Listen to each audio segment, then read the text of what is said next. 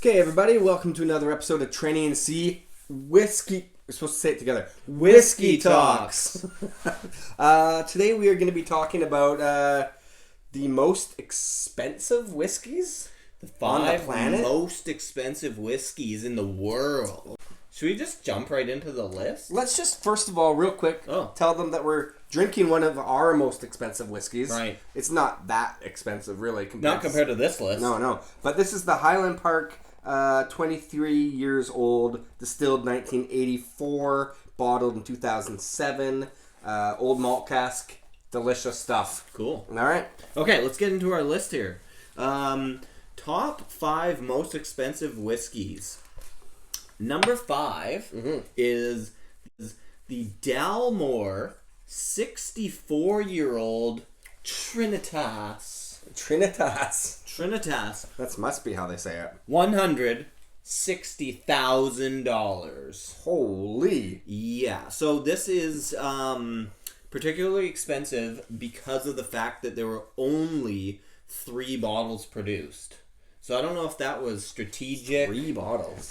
Because they're going to release it over time, or if it was because so much of the Angel's share in that 64-year-old barrel had gone away and there's only 3 bottles left. 3 bottles worth of like 15% alcohol? Yeah. Sounds great. It sounds worth it. The Dalmore 64-year-old Trinitas. There it is, number 5. Okay, oh, number cool. 4. Number 4, still with the Dalmore people. Those guys. Dalmore 62-year-old. That's pretty old. Yeah, sold for $215,000. Holy. That kind of makes the 64-year-old a steal, doesn't it? It really does. Paying more for the 62. But there is some interesting information about the 62-year-old. So it's one of 12 bottles. Okay, so the 64 was one of 3, but this is one of 12. Interesting that it's less rare and it costs way more. Yeah. Well, this one has gone up over time. This one was first released in 2002, but it's been released over time.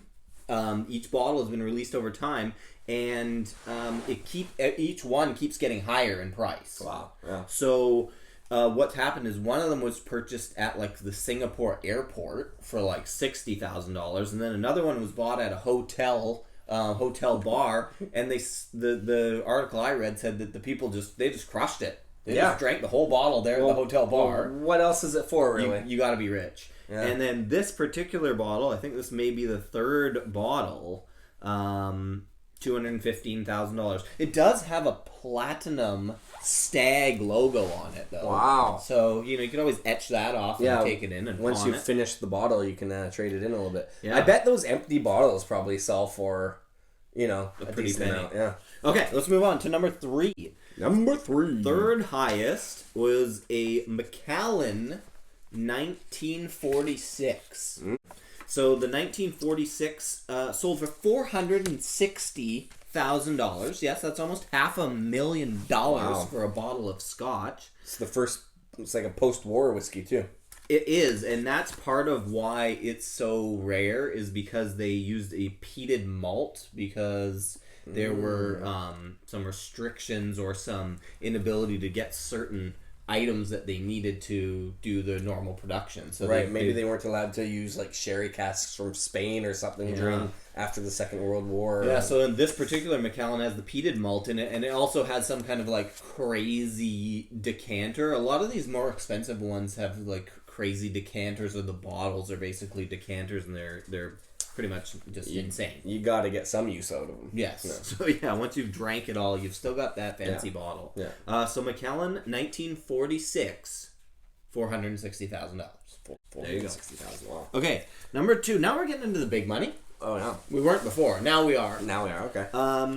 That's just pocket change.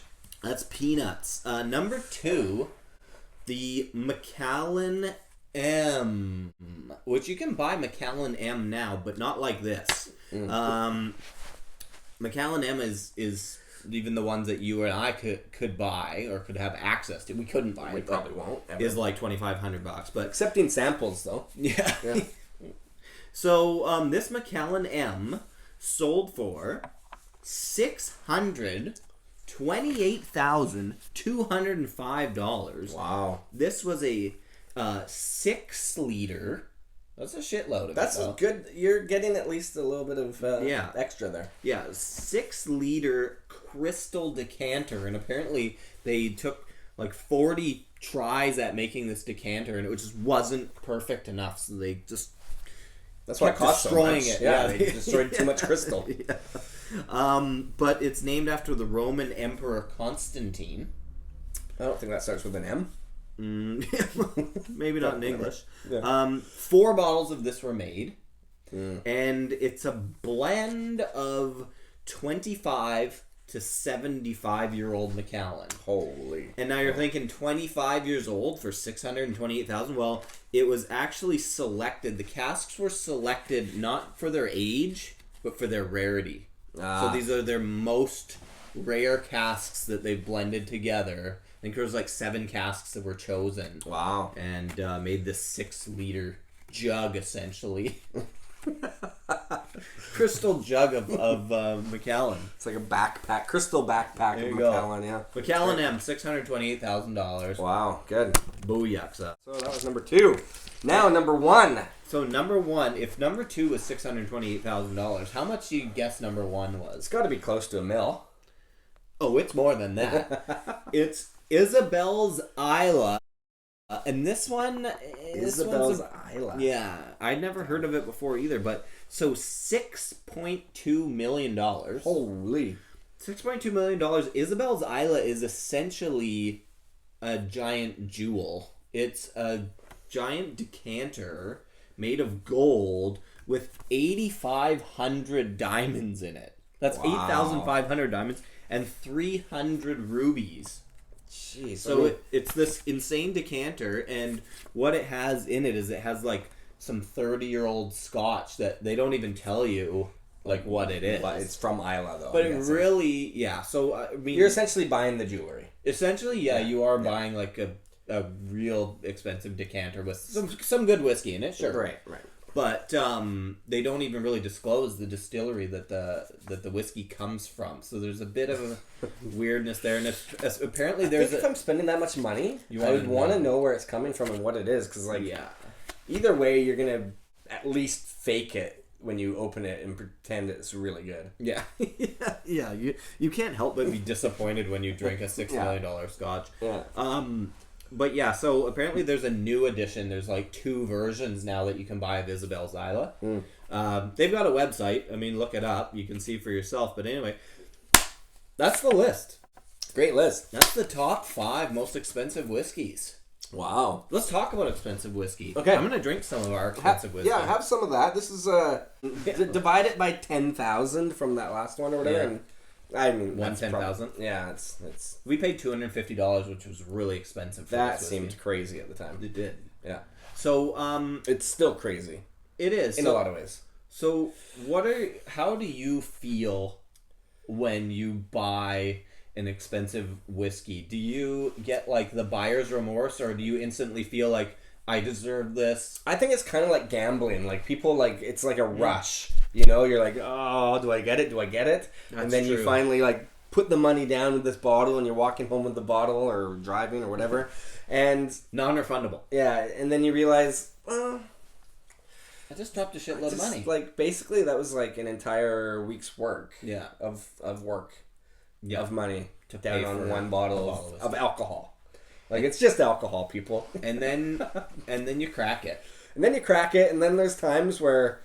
Actually, to be honest, when we cracked this one, I was kind of taken aback because I was expecting that classic kind of Highland Park feel to it, and it isn't. So it's really good, but it took a while. It was this. So I think it's that kind of feeling. Like you crack it open. Yeah. Is it worth it? Probably not. Can an expensive whiskey ever live up to your expectations? I mean, I don't know. I don't think so. It's tough. But at the same time, I mean, if you really thoroughly enjoy it, whiskey especially, you're going to enjoy it regardless. And you're going to fool yourself into thinking, you're going to be like, this is delicious. Yeah. I love it. It's my favorite ever because I have to. You have to, but at the same time, I've had as much pleasure out of, something that's well under $100. Yeah, for sure, for sure. So it's I get more taken aback by something that I'm not expecting to be delicious, and then it's delicious, and you're like, whoa, then something what a bargain. that you damn well better be delicious. Yeah, it better be delicious. Well, and it can be delicious on different levels. It's like, were you expecting it to be sweet and maybe it wasn't quite as sweet, or were you expecting it to be as peaty and it wasn't as peaty? Like, there's so many ways to be disappointed. Yeah, there's really a lot of ways to be disappointed, for sure. And it's usually to do with, then you look at your pocketbook and you're like, oh, man, I got to work a little harder now. Yeah, or I got to get a raise.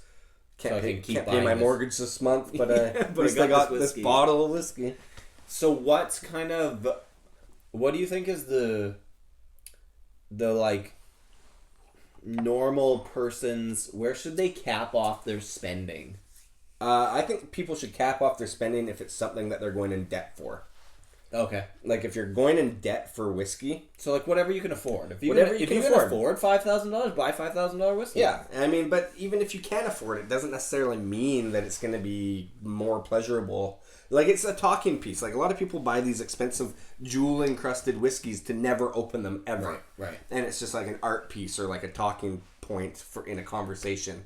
You know. So you're a big fan of the dude that just bought the 62-year-old and just crushed it. Yeah, I like that, actually. Yeah. That's good, because at least, I mean, those are good friends to have. There is the guy that owns Hotel Vancouver. Okay. I think this year and last year ended up buying, I don't know if it was the Dalmore, but it was like a $16,000 bottle of whiskey. And he invites friends over, and they open it, and they drink it.